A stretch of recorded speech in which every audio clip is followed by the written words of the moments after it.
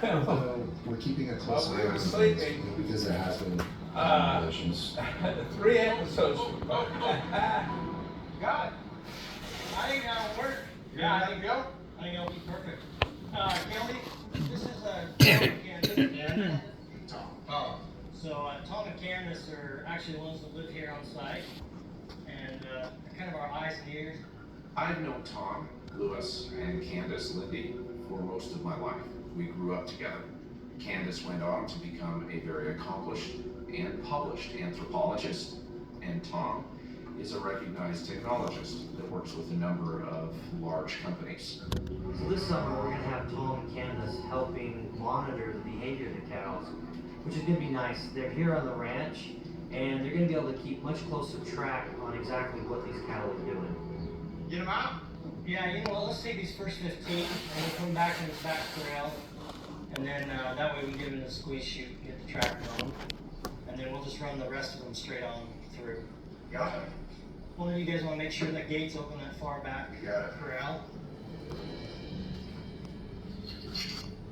Before I came to the ranch, I had done some research on the place. Heard some very strange stories about cattle being shoved inside this trailer back when the Shermans lived here. The Sherman family were ranchers who lived on the ranch. They were out in the area where the cattle were corralled. They walked away, and minutes later they returned. Cattle were nowhere to be found. After a search, they found them inside a trailer, penned up, standing perfectly still, non-responsive, catatonic. Okay, so we're good to go ahead and Let them roll. let them go. Come on, sis. Yeah. Come on, girl. Come on. If the history of this property is any guide, I'm very interested to see how these cattle will behave on this ranch. More importantly, how this ranch will behave with these cattle here.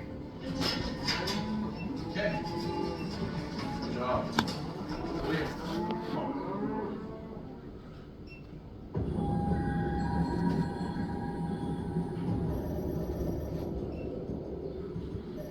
They were all good. Just need rockets. It's gonna be interesting. Be awesome. Last week, after we determined that some kind of intense RF radiation is coming from about a mile above the range, All right, are you guys ready? Yep, Here we go. the team and I devised an experiment where we sent up a weather balloon outfitted with a trifield meter and a GPS tracker to try and identify the source. Well, that is perfect. I say we pack up and go back and try and track it on the internet. But suddenly, just when it reached the target area, the balloon stopped transmitting data. The whole thing just seemed to disappear. Did you bring us our rockets? Yes, we did. So now, we're gonna try to repeat the experiment, but this time using rockets. Guys, I want y'all to meet Miss Caitlin Russell. So she's a rocket builder extraordinaire, so I got her to help us out. Well, welcome to Skinwalker Ranch. Thanks. Caitlin is one of the interns who works with me at the University of Alabama in Huntsville. She's been studying aerospace engineering and rocketry, so I thought she'd be helpful working with us on this experiment. So I'm really fascinated to see what you guys are using and how we're fitting this stuff inside. That's gonna be cool. Yeah, so I'm thinking we're gonna have an SDR in one, maybe a spectrum analyzer, or maybe a gamma ray detector. That sound good to y'all? I love rockets. Yeah. Let's do it. All right, let's unload this stuff and get it over there. Just grab something and here we'll bucket brigade. No, we'll take that. Why don't you go ahead and lay out the motors?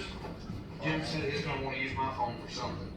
Hey guys, all the cows just happened to come and look. Isn't it the craziest thing? They wanted to see the rocket launch too. Explain to me how you've got this set up. So we have spectrum analyzers which read electromagnetic energy and reports it back in what we call a spectrum. And the way it works is that you hook up a phone to it, you run a special app, you put in the nose code and pray that it comes back, and you take that reading. Cool. The data on the spectrum analyzer will be recorded directly into a cell phone. And if our earlier data is correct, it'll show that the higher the rocket travels, the more intense the RF radiation levels will become. Right? There. to go? We're ready to go. Let's do it. Look at that windsock, see it's changed any. It's coming from the south. Gives a little more angle.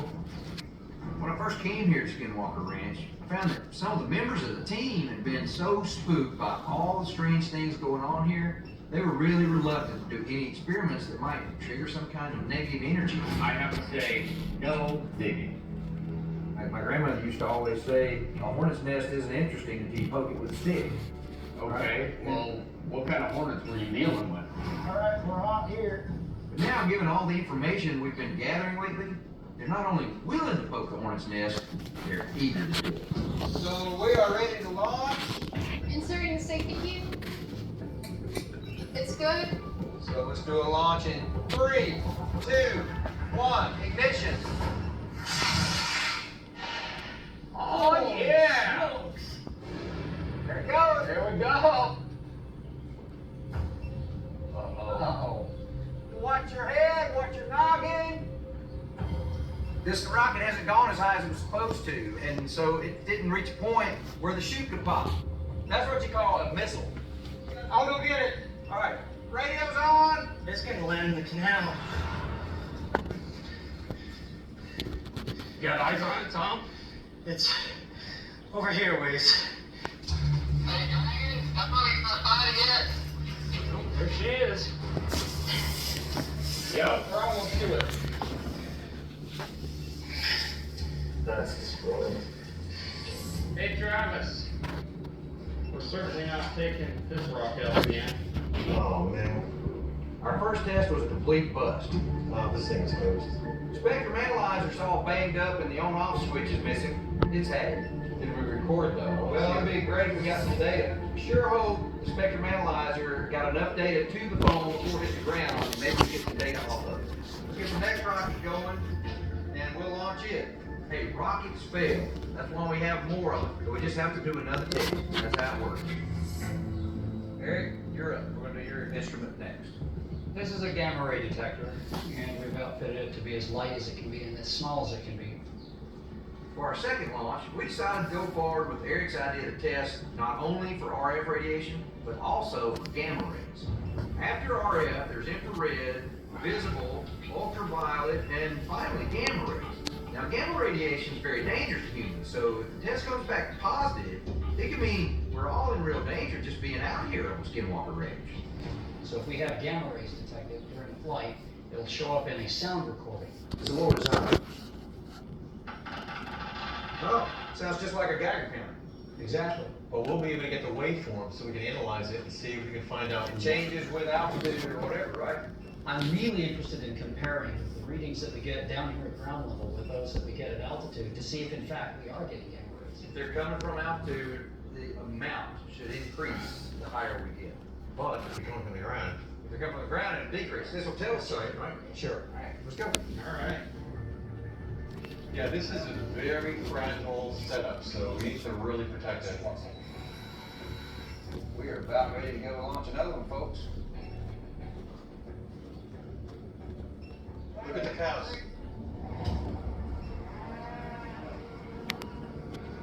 That's the strangest thing. Just before we started to fire the rockets, the cows are acting very strangely. They were running across the field, grouping together, fighting. Crazy. Here they've crammed themselves into the northeast corner of the ranch. They couldn't possibly get any closer to one another. And they're behaving as if they've been agitated by something. Never seen that before. Look, what is that? What is that? We got something, hold on. Yeah. It's a plane, I think.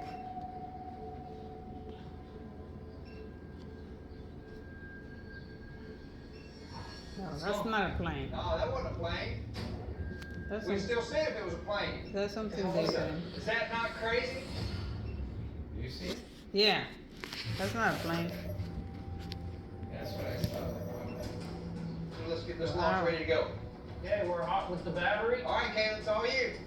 Just good. Look, what is that? What is that? We got something, hold on. Oh, that's what you saw? It's a plane, I think. But it wasn't that It's gone. Yeah, that's not a plane. We'd still see if it was a plane.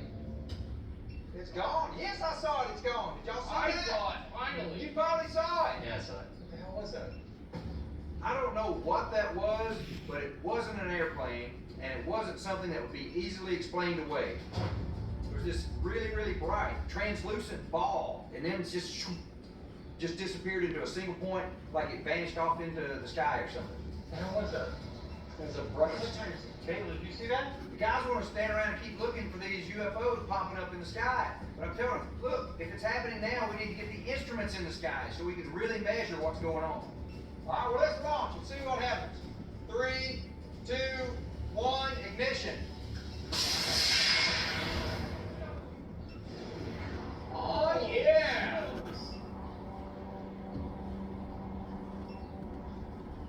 Uh-oh. 2, 4, 5. Good shit! Yeah! What did they send out? Man, we got real data. Wow, we saw a UFO. This is our hero rocket right here. Awesome. All the time I've spent on this ranch, I've never really seen anything. But right now, I actually saw what I would consider a UFO. Just right on the other side of the bush, I think. Right there. I hope the UFO picks I up. found it. For years, I've heard hundreds of stories about UFO sightings. It will be interesting if the UFO will take I it. thought they were all just products of I'll be some interested if old UFO random picks them up imagination. and they come back. I never thought I'd see one in person.